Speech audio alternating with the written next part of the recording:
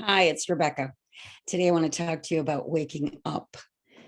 Waking up is not easy because we're born into this three-dimensional world where we're programmed, we're hypnotized, we're mind controlled. We don't even know it. And until we wake up, we're oblivious of it. Um, I was an example of that. I went through my life into my 20s, having a pretty good time, but at the same time, not being completely at peace with myself because there was something I couldn't figure out. Like, why are we here? What is this really all about? Is this all there is? Now, it was back in my 20s when I was a stewardess living in San Francisco that I had a spiritual awakening. And before that awakening, I was going through a period of angst. I would call it angst. I was living alone and I would hear my name called at night. And I wasn't at peace. I was praying all the time that I could somehow find the peace that I was looking for. And I was studying books that I thought could help me to a certain extent, trying to figure out how the mind works that makes us, act and behave the way we do, and how we could actually be happy instead of just kind of getting by. Well, finally, the big event came, bad diagnosis. I had to make a choice, material or spiritual, surgery or spiritual healing. I chose spiritual healing.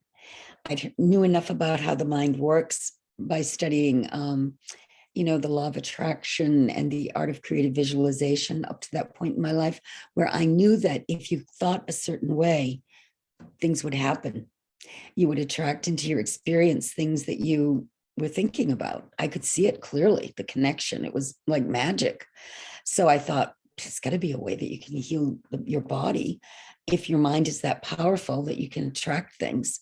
But how do you do that? I couldn't figure that part out. I needed a teacher. So I went to one. I went to an experienced healer, and she woke me up.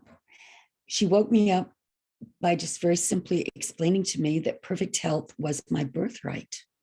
And it completely wiped out the fear, the belief that I had something wrong with my body. I could see clearly that I had manifested a negative diagnosis because of my fear. I was always fearful that I was almost like a hypochondriac. I'd go to the doctor and, be all worried and tense about what the doctors would find, even though I was a perfectly healthy woman.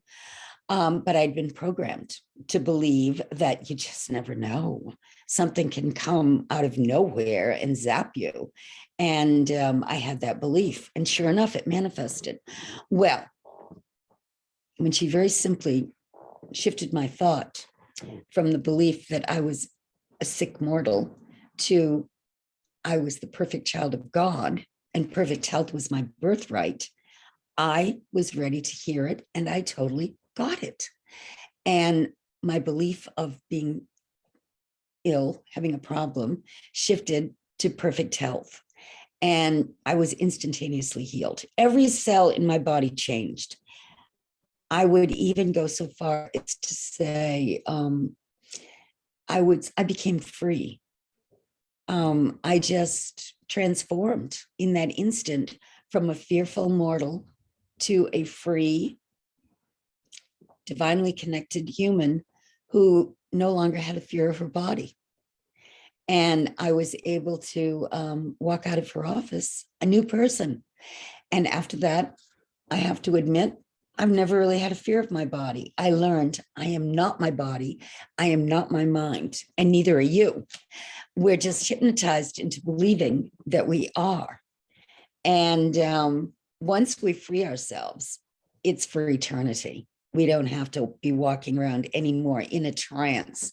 When things come up that want to tempt us to go there and be fearful and comply and feel like we have to do strange things that don't really feel right, we don't have to. We are sovereign. And it's really called being reborn, born again, because once this experience happens to you, you're not the same person. Now, when it happened to me, I said to myself, does this happen to all humans? Is this what it really means to become a human, to take on this new vibration, this new being, this new way of looking at everything, this freedom? I figured it was happening to everybody, but you know what I found out? It doesn't. You seem to have to set up a certain set of circumstances and an opportunity to make it happen. And then you've got to be clever enough to grasp that opportunity when it comes your way. And it will come your way somehow, some way in your life. We all reach a crossroad. We get to a point where we have to make a decision. Which way are we going, material or spiritual? And when you make that leap of faith and you go into the spiritual dimension, you're not worried about things the way the average person is. I highly recommend it. It's very freeing.